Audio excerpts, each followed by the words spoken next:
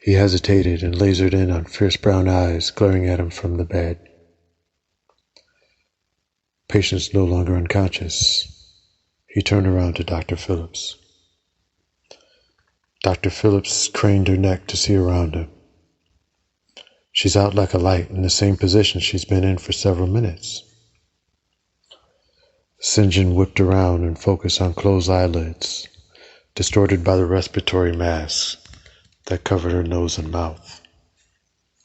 He searched the eyes in the room. Dr. Brown looked up from tapping the screen of a paper-thin device in his right hand. Two respiratory therapists in maroon scrubs peered towards the door from their position next to the machine they had wheeled to the patient's bedside.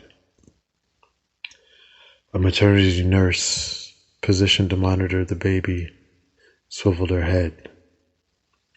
A neonatal nurse stood at attention next to a mobile baby bed with a tent on top and a boatload of equipment underneath. The oversized room glowed with soft light, which cast no shadow. Dr. Brown, you saw that, right? Her eyes were open when I came through the door, before they put the mask back on. Dr. Jackson, good to see you. I'm not sure what you saw, but this patient has been in this position since well before you stepped in the door. I assume Dr. Phillips got you up to speed. We're seeing some improvement in lung function with the treatment, but it may be a moot point for the mother.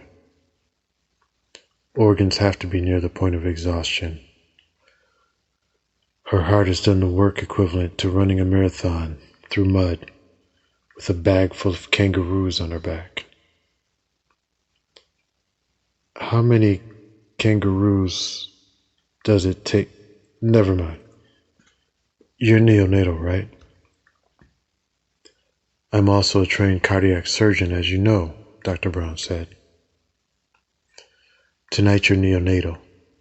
Cardiac surgeon's on the way, St. John said. Yes, but... Can you ladies pause for a minute? St. John focused on the respiratory therapist.